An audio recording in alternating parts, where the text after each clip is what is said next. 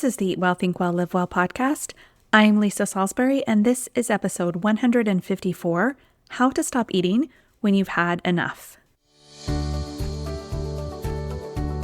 Welcome to Eat Well, Think Well, Live Well, the podcast for busy women who want to lose weight without constantly counting, tracking, or stressing over every bite. I'm Lisa Salisbury, a certified health, weight loss, and life coach, and most importantly, a recovered chronic dieter. Here, you'll learn to listen to your body and uncover the reasons you're reaching for food when you're not truly hungry, freeing you to focus on a healthier, more fulfilling approach to eating. All right, welcome back, everyone. Today, I am here with another episode answering a question from my 2025 content survey. Almost every person that answered my survey ticked the box on this statement. It's hard to tell when I've reached enough while I'm eating a meal. So I want to dive into that topic today. First, I just want to point out that you are not alone if you are feeling the same way, since it was a very common issue and it also comes up with almost every client conversation I have. Recognizing when you've had enough to eat can be way more complicated than recognizing hunger.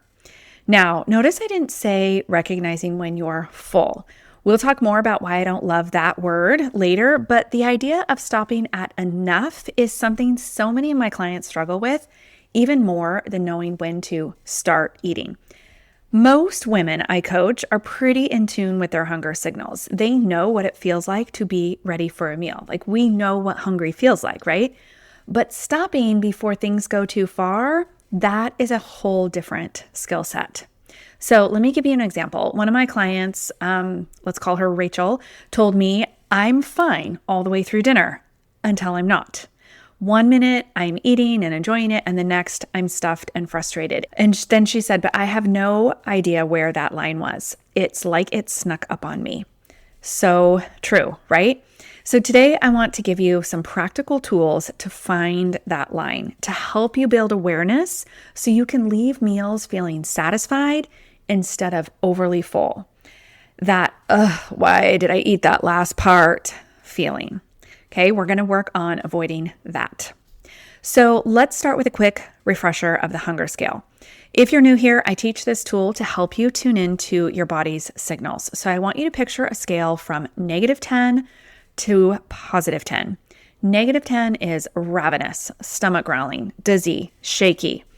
0 is neutral. We're not hungry. We're not full. There's no food sitting in the stomach. You just feel, this is a lot of people just go, I just feel normal, right? There's just no feeling of like I've just eaten, but you're also not feeling any hunger level either. +10 is stuffed. This is like Thanksgiving level fullness. Most hunger scales that you find online go from 1 to 10, and it's confusing as to where neutral is for me. I love thinking of that neutral, not hungry, not full feeling as 0, because the comfort level and the discomfort level is the same regardless of which side of 0 you are on. So meaning -10 hunger is very uncomfortable, as is +10 fullness. So we aim to stay around the middle of that scale most of the time. You want to start eating at around a -3 when you're feeling lightly hungry and ready for food, but not desperate. That's when food tastes great, digestion works well, and you're least likely to overdo it. But how do you know when to stop eating? The goal is to stop at +3, because that is equally as comfortable as that -3 hunger. It's like the concept of the opposite and equal reaction from Newton's third law of motion, which states that for every action, there is an equal and opposite reaction. I think of that on the hunger scale, where comfortable hunger has an equal and opposite comfortable fullness. But this is where we often lose awareness, especially because your stomach takes time to communicate fullness to the brain. So thanks, right? If this were instantaneous, I don't think we'd even be having this conversation, but it can take up to 20 minutes even. So if you're eating quickly or distracted, you might miss that moment of enough. And I will say that I don't want to give you the impression when I say that moment of enough, I don't want to give you the impression that it's like you're going to miss it if you have a half a bite too much or 1 bite too little. It's a range. So don't get too hung up on this. But, you might hear me using that language, but I don't want you to get like too super freaked out. So, okay, today we're going to introduce the S.L.O.W framework, S.L.O.W.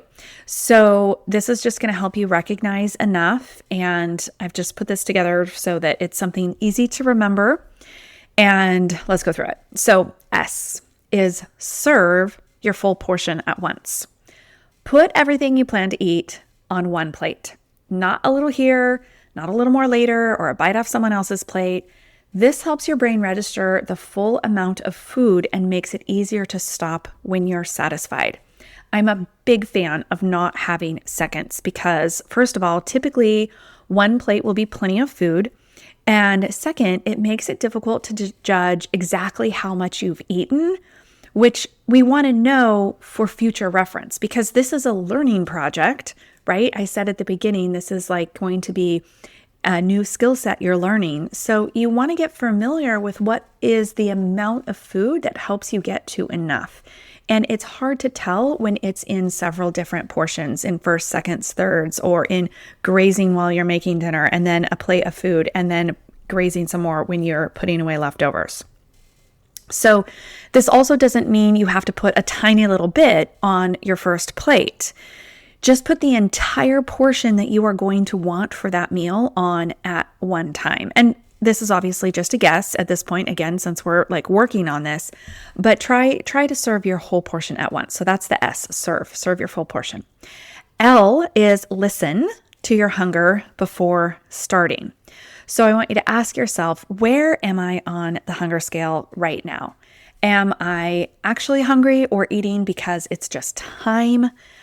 We want to aim to start eating at that -3, as I said, but if your hunger level is different than that, and it can be based on other factors that could be more important to you. For example, it's very important for me to eat dinner with my family every night. Like family dinner is a huge deal for me. And so if I have made not as great choices during the day and I'll give you today, for example, I didn't end up eating lunch until 3 o'clock. So am I going to be ready to eat dinner at 6 o'clock? I mean, maybe, but I might not also be quite a -3 hunger. So that would be a reason I'm going to eat that is not just out of habit. It's not just like, oh, because it's time, but I'm also going to pay attention like, okay, I'm not quite as hungry as I typically am at dinner time because I had a late lunch, but I'm choosing to eat now because relationships are important to me. So there's lots of reasons that we might eat when we're not at that -3 hungry. So we want to listen to the hunger before starting. And also it might be a clue as to how much food you're going to put on your plate in the S, serving up your portion. Okay, O is observe your pace and body signals mid-meal. Okay, halfway through, pause. This is a good time to put your fork down if you haven't already. Okay, check in. How am I feeling? Where am I on the hunger scale right now? Would a few more bites satisfy me or push me over? Just checking in, observe. It's a great idea to put your fork down far before the midway point, but use this observe really throughout the meal, but definitely create that pause at least midway through. And W is actually WW, but we're just going to use one. It's wait and walk or imagine walking. So I want you to ask yourself, could I comfortably go on a short walk after this meal? If you're too full to move, that's a sign you may have passed enough. So we first want to just give ourselves a little wait time before we maybe finish the plate. Wait a little bit, have conversation with the people at the table. Hopefully you have people there. If you don't, that's okay. If you're eating on your own, just give yourself some pause and just wait a little bit and then ask, could I imagine myself walking for 10 minutes, this after dinner walk idea or lunch or breakfast, whatever you're eating. But wait and walk and see if that would be a clue for you. This is one of our best clues. If you are too full to go on a 10-minute walk, not only is that walk like amazing for digestion, which is like a total side note, but it's also just a clue of where your enough is. Okay. So this framework can help you slow down. See what I did there? It's called the slow. It helps you slow down and stay present because the truth is your body is talking to you. As much as you're like, I don't know where my enough is. There are signals if we quiet our brains enough to listen. So do you need to do this at every meal, the S.L.O.W framework? No, you don't. This is a practice session to help you become more mindful. In fact, I would encourage you to try this framework first when you are eating on your own, rather than at that family dinner table full of school-age kids, or worse, angsty teenagers you're just trying to get a single word out of.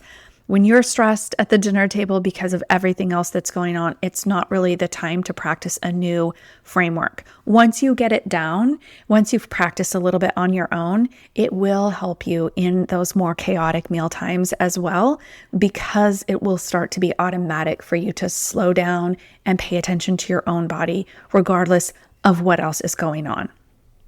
Okay, let me just say here that if you are a GLP-1 user, you might have a little bit of a different experience. So if you're on a GLP-1 medication, so this is like the semaglutide, tirzepatide, those are the generic names. We're talking about Ozempic, Wegovy, Zepbound, those kinds of things.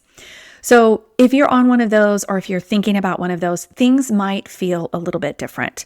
Hunger may be reduced, which is really what you're looking for with those medications. But in addition, you might not get the same strong fullness signals. So that doesn't mean your body doesn't still have that point of enough. You might just need to use other cues to find it. So for GLP-1 clients, I suggest you pay close attention to more subtle signs, like a little bit of losing interest in food. Sometimes my clients will say, like, I'm just done. Like, I just put my fork down and I'm just kind of done with the food. You might notice a deep breath or a sigh. Actually, non-GLP-1 users might notice this as well, where your body kind of goes, like just kind of a deep breath during the meal. Watch for that. It also is a sign that you're reaching that enough point. And then you might also notice just a gentle shift in your energy, or like I said, that desire to continue eating.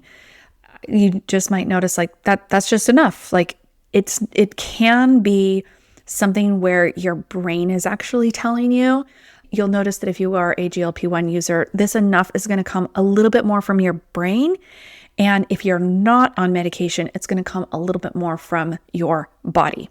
So because the appetite is suppressed with medication, sometimes we don't get to the act of eating for emotional comfort, but the urge might still be there to have some food to suppress some emotions. So that's important to notice too.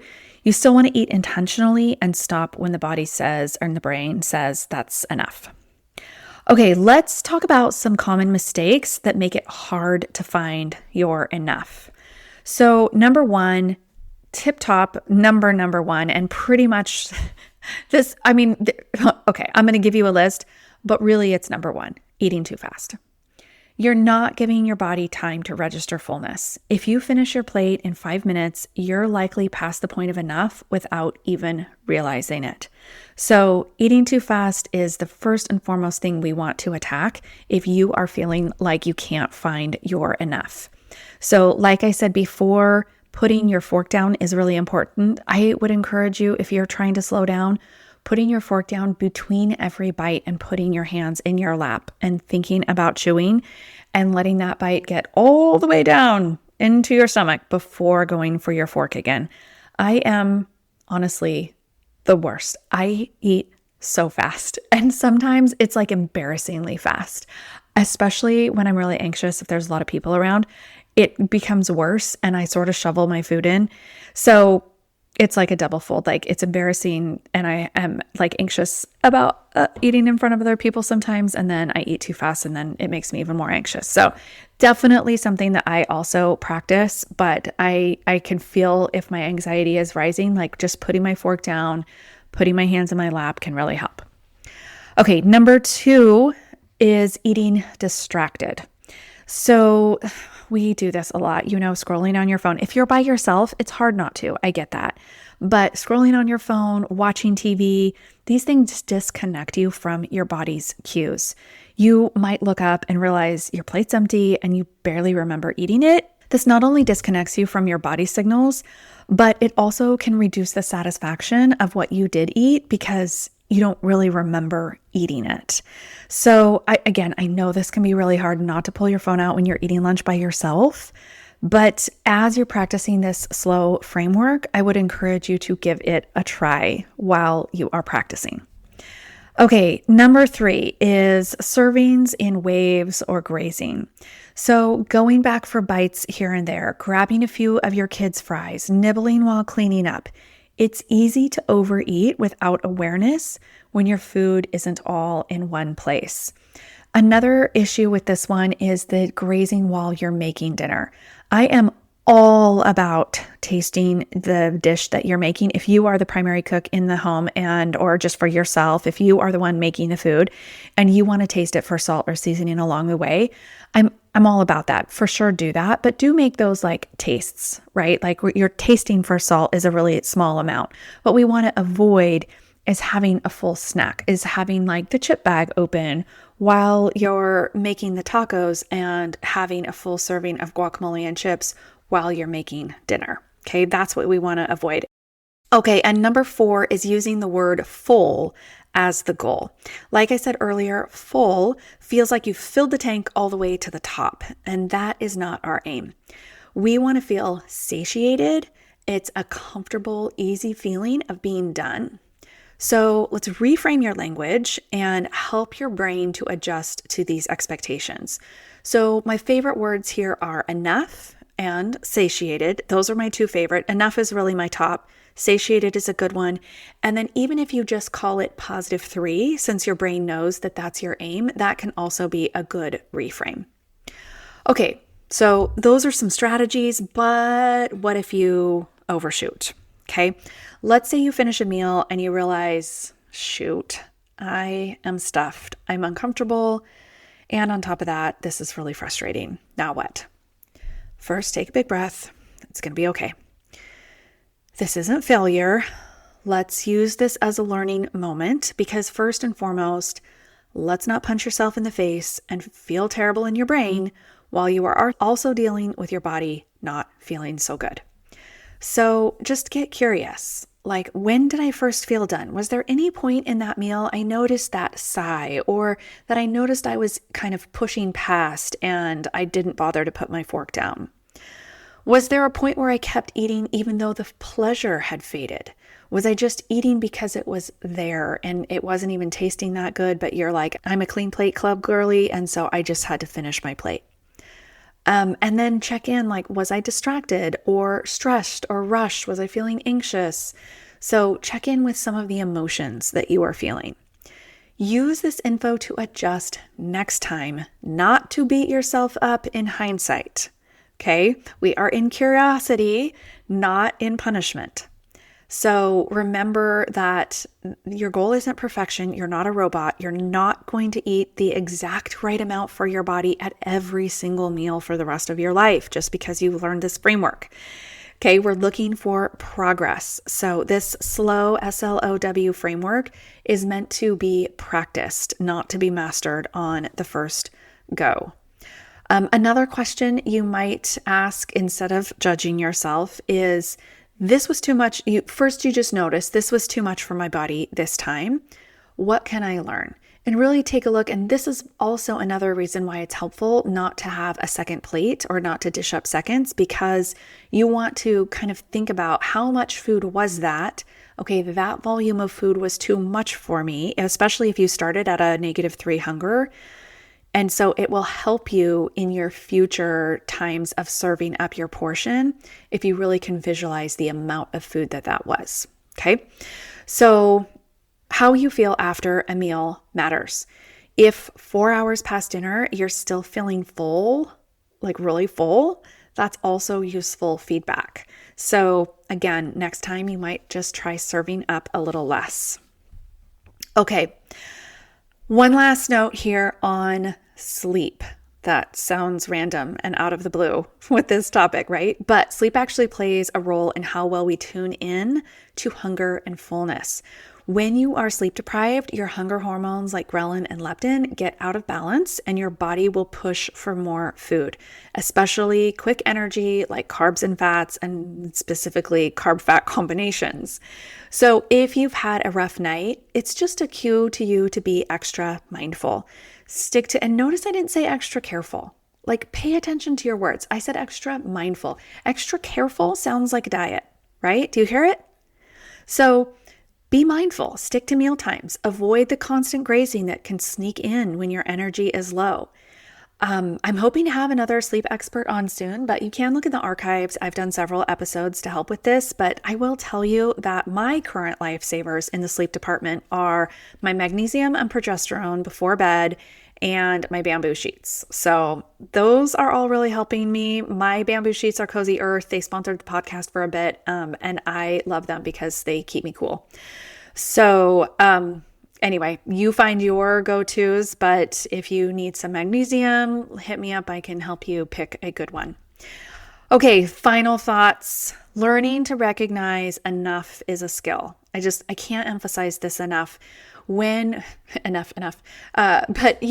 like any skill, it gets stronger with practice. And so instead of just giving up and being like, gosh, it's so hard, I'm never going to get it right, really just start practicing this slow framework when you're on your own. And so you can give yourself some grace and pay attention. And when you miss the mark, just stay curious and be like, okay, that's okay. And as you practice this, you are going to quote unquote miss the mark fewer and fewer times. You'll start to notice your patterns. You'll feel more in charge of your food, not because of diet rules, but because of awareness. And that's just powerful. That's amazing, right? If you want more support with this, especially if you're navigating appetite changes with GLP-1 medications, I'd love to help you inside my coaching programs. You can always book a free consult call through the link in the show notes to make sure we are a perfect fit. You can download my What to Do When You Overeat free video course, as well as that will help with the aftermath of going past your enough during meal times if this continues to happen to you. And if you're considering GLP-1 medication, or if you are already on it, I have a brand new GLP-1 Success Starter Kit. GLP-1s are a great tool to assist with your weight loss, so I have developed a program that is specifically for people who are on these medications, so be sure to check that out. I will talk to you next week, and remember, it's not just about the food, it's about empowering yourself with choices that truly serve you. Have a great week, and as always, thanks for listening and sharing the Eat Well, Think Well, Live Well podcast.